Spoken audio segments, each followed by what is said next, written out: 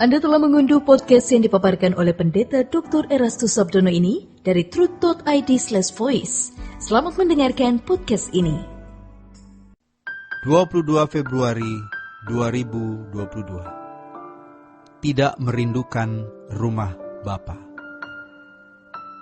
Allah mau mendandani kita, tetapi apakah kita mau didandani?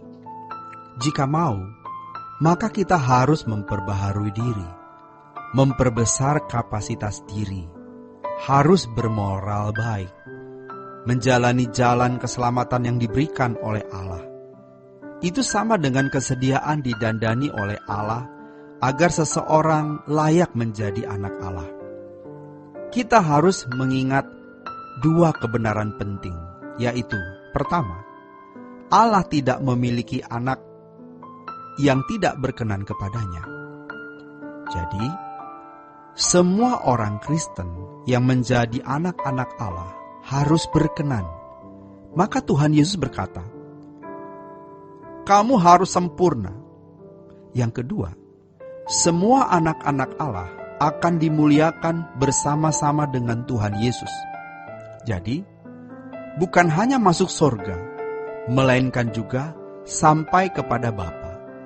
Bersama dengan Bapa, dalam persekutuan dengan Bapa, menjadi anggota keluarga, kerajaan Allah.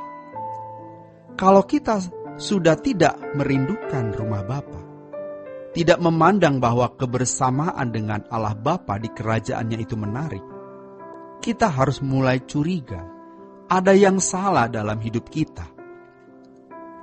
Dan kadang-kadang itu bisa terjadi. Ada saat di mana kita tidak merindukan suasana itu. Maka, Tuhan membawa kita kepada keadaan-keadaan yang sulit. Atau kita melihat begitu banyak penderitaan.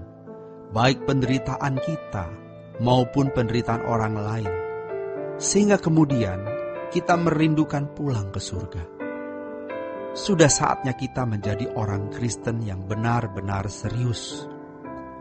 Semua orang yang mengaku percaya kepada Tuhan Yesus dan bersedia menjadi anak-anak Allah harus berjuang untuk menjadi manusia yang berkenan kepada Allah. Harus berjuang. Perjuangan ini harus menjadi agenda tunggal. Ini masalahnya. Kita sudah terbiasa memiliki banyak agenda dan kita menganggap itu normal. Padahal itu tidak normal. Agenda hidup kita hanya satu, yaitu berjuang untuk menjadi manusia yang berkenan kepada Allah, supaya kita ini bisa menjadi anak-anak kesukaan Bapa yang bersekutu dengan Bapa. Kalau hal ini benar-benar bisa berlangsung dan seseorang mengalami perubahan secara benar dan signifikan, maka orang tersebut barulah pantas dan layak menjadi anak-anak Allah dan layak dimuliakan bersama dengan Tuhan Yesus.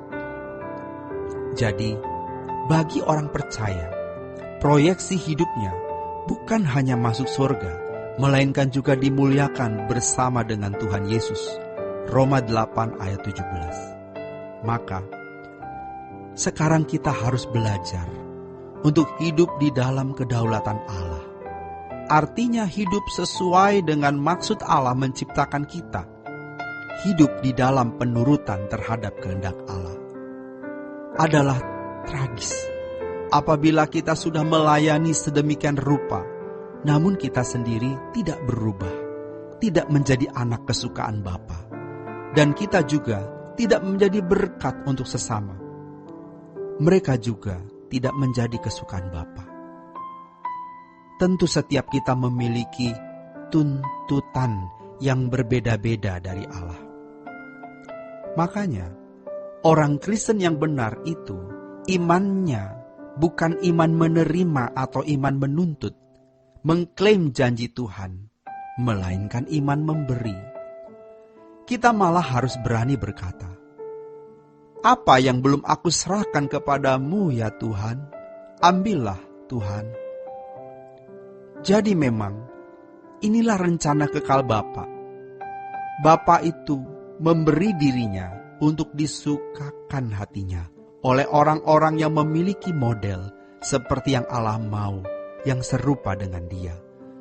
Maka kalimat, "Kamu harus sempurna seperti Bapa," merupakan perintah untuk kita jalani dan alami sejak di bumi, bukan menunggu nanti di kekekalan.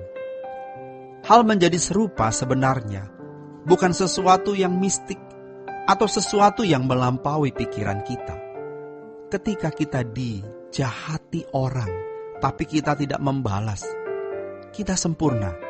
Dan itu membuat Bapa menjadi senang. Jikalau kita terus melakukannya, maka itu mengarakter dalam diri kita. Suatu keberuntungan jika seseorang belajar sempurna seperti Bapa dan makin sempurna. Lalu mengapa ada orang Kristen yang tidak berusaha menjadi anak-anak Allah yang berkenan? Jawabnya adalah karena ia tidak mengasihi Bapa. Setiap orang tentu memiliki masa lalu yang kelam. Tetapi jika mengasihi Allah, kita berusaha untuk berkenan. Banyak orang tidak berusaha mengasihi Allah karena memang tidak mengasihi Allah. Orang-orang seperti ini tidak akan pernah mengasihi Allah sampai mati.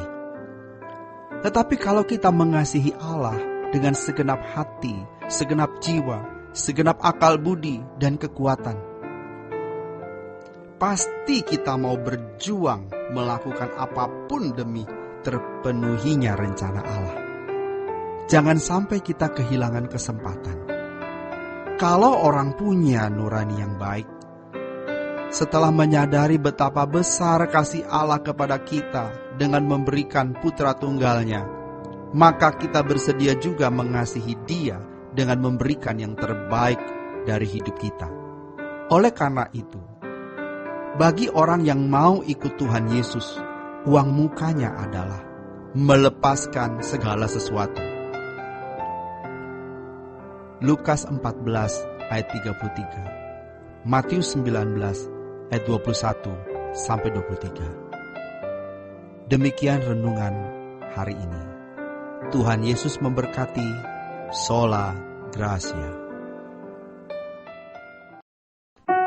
Untuk berlangganan renungan harian dalam bentuk cetak, silakan hubungi Truth Literatur di nomor telepon 0878 7870 7000. Untuk mendapatkan CD khotbah, MP3 renungan Truth, dan CD album lagu produksi Sola Gracia, Anda dapat menghubungi di hari dan jam kerja di nomor telepon 021 638 60953. Tuhan Yesus memberkati.